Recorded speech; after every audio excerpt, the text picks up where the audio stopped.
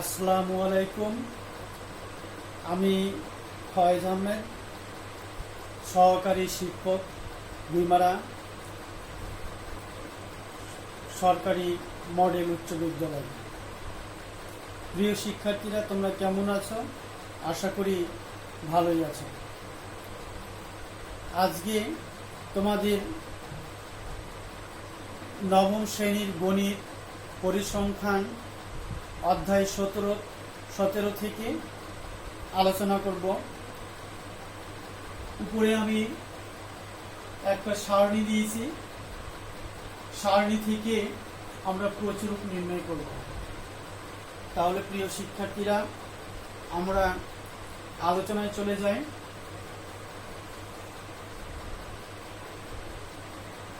প্রচুরক নির্ণয় করার জন্য উপরের ছকটাকে সাজিয়ে লিখতে হবে। শ্রেণী, ব্যক্তি,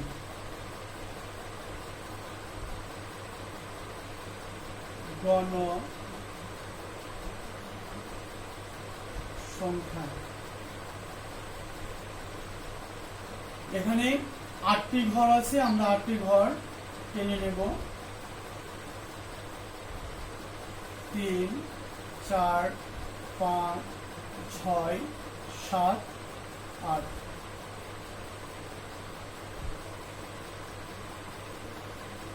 তাহলে শ্রেণী ব্যক্তি দেওয়া আছে 31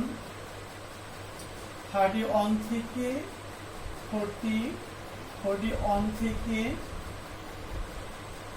50, 51 থেকে 60, 61 থেকে 70, 71 থেকে 80, 81 থেকে 90, 91 থেকে 100।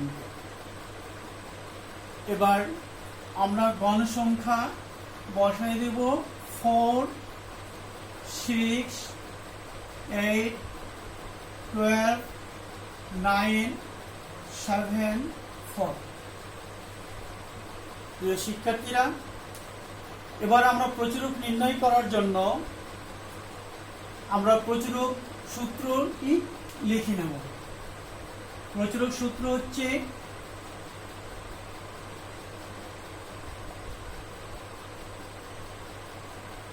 L প্লাস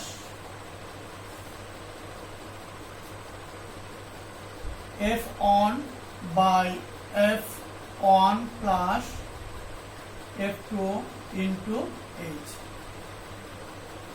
এখন আমরা L plus F1 by F1 plus F2 into H এর মানগুলো আমরা সাইডে বসায় দেব।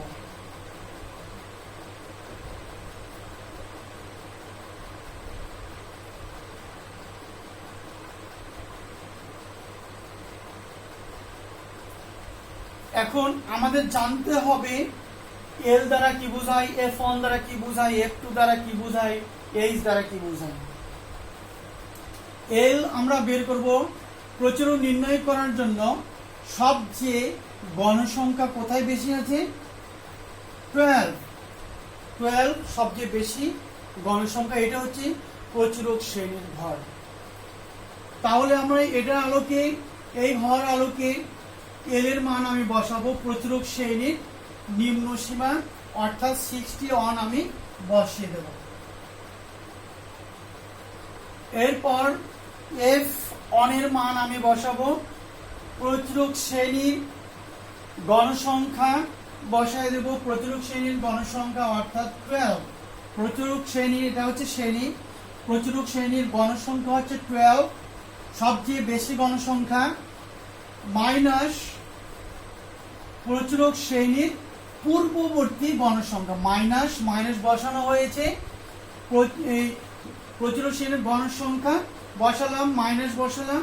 এরপরে প্রচুরক শ্রেণীর পূর্ববর্তী গণসংখ্যা হচ্ছে 8। 12 থেকে 8 বাদ দিলে 4। F2 এর মান বসাবো। প্রচুরক শ্রেণীর গণসংখ্যা বসবে 12 মাইনাস প্রচুরক শ্রেণীর পরবর্তী গণসংখ্যা হচ্ছে 9। তাহলে F1 এর মান হচ্ছে প্রচুরক শ্রেণীর গণসংখ্যা মাইনাস প্রচুরক শ্রেণীর পূর্ববর্তী গণসংখ্যা, F2 এর মান হচ্ছে প্রচুরক শ্রেণীর গণসংখ্যা মাইনাস প্রচুরক শ্রেণীর পরবর্তী গণসংখ্যা বসায় দিলাম। এখন 12 থেকে 9 বাদ দিলে 3।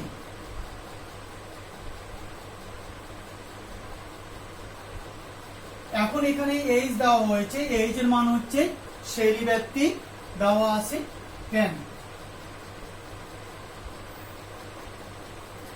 এখন আমি এই মানগুলো বসায় দেব। এল এর মান হচ্ছে 61 বসায় দিলাম, প্লাস F1 এর মান হচ্ছে 4। এরপরে F2 এর মান হচ্ছে, F1 এর মান আমার এখানে আছে বসায় দেব 4 প্লাস F2 এর মান হচ্ছে 3 ইন্টু H এর মান হচ্ছে 10। 61। এখন নিচে 4 আর 3 গুণ যোগ করলে অর্থাৎ প্লাস দুইটা যোগফল হচ্ছে 7 আর 4 আর ইনটু দেওয়া আছে 10 এর সাথে যদি গুণ করা হয় তাহলে কি কত 40 একর সাথে বসায় দিলাম।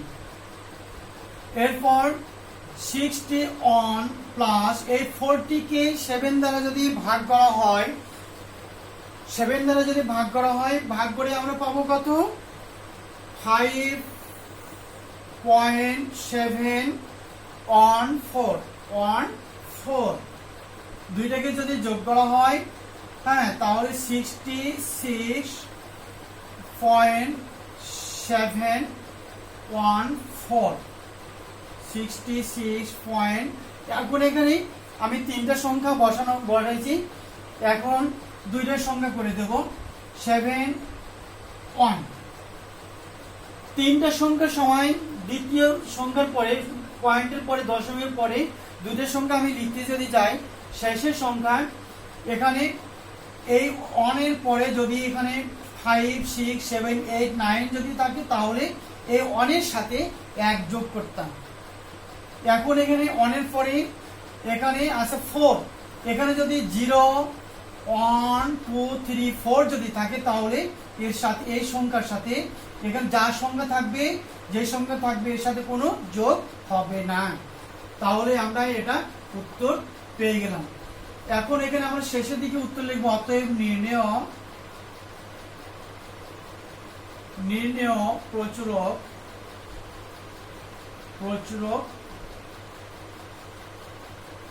66.71।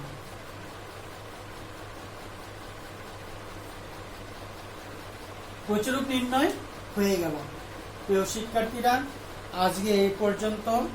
তোমরা বাসায় থেকে মনোযোগ সহকারে আমাদের ভিডিও ক্লাসগুলো দেখো এবং লেখাপড়া চালিয়ে যান। আমরা তোমাদের পাশে আছি। ধন্যবাদ সকলকে।